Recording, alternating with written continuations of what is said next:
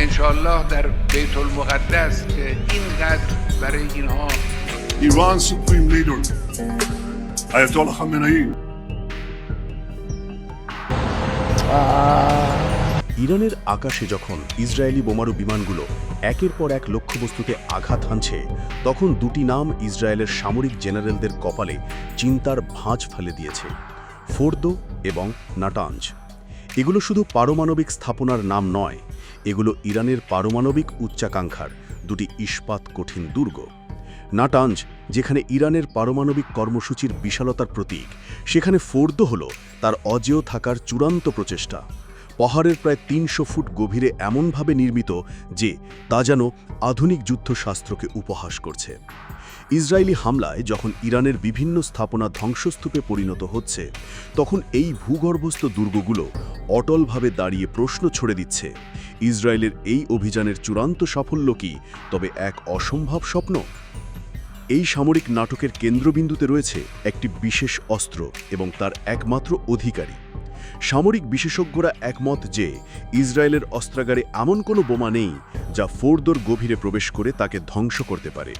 এই কাজটি করার সক্ষমতা রয়েছে কেবল যুক্তরাষ্ট্রের হাতে থাকা দানবীয় বাংকার বাস্টার বোমা GBU-57AB এর।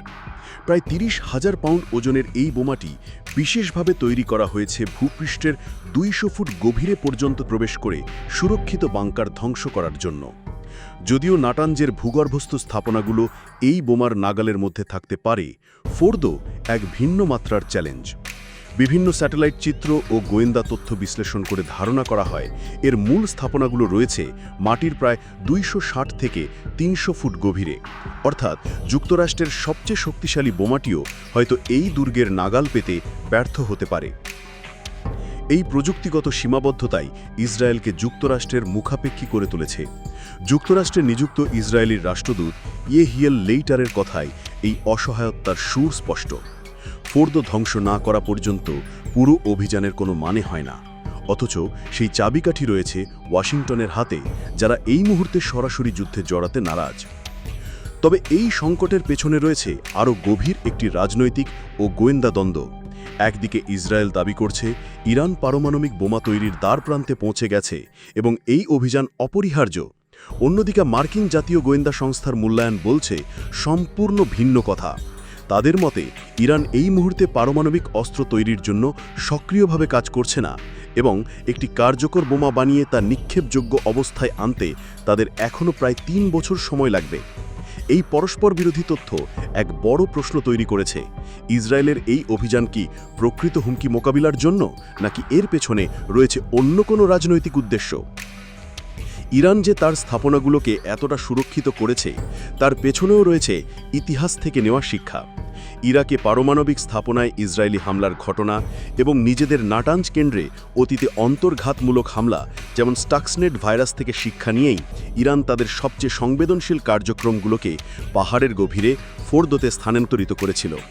২০০৯ সালে ফোর্দোর অস্তিত্ব প্রকাশ্যে আসার পর থেকেই এটি পশ্চিম বিশ্বের মাথা ব্যথার কারণ। ২০১৫ সালের পারমাণবিক চুক্তির মাধ্যমে এর কার্যক্রম সীমিত করা হলেও ডোনাল্ড ট্রাম্পের চুক্তি থেকে সরে আসার পর ইরান আবারও পুরোদমে কাজ শুরু করে। আন্তর্জাতিক আণবিক শক্তি সংস্থার মতে ফোর্দোতে ক্যাসন ৮৩.৭% বিশুদ্ধ ইউরেনিয়াম সমৃদ্ধ করা হচ্ছে, যা পারমাণবিক অস্ত্রের জন্য প্রয়োজনীয় ৯০% বিশুদ্ধতার খুব কাছাকাছি।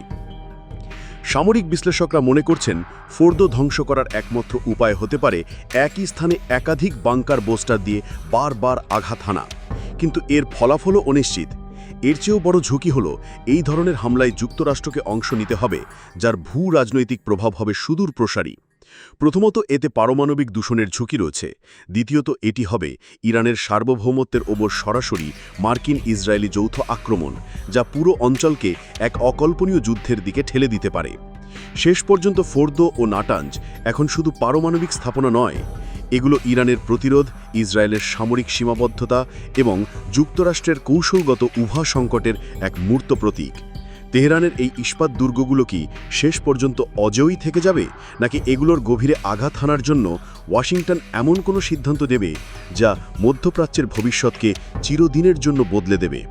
উত্তরটি এখনও অজানা, তবে তার উপরই নির্ভর করছে এই অঞ্চলের ভাগ্য।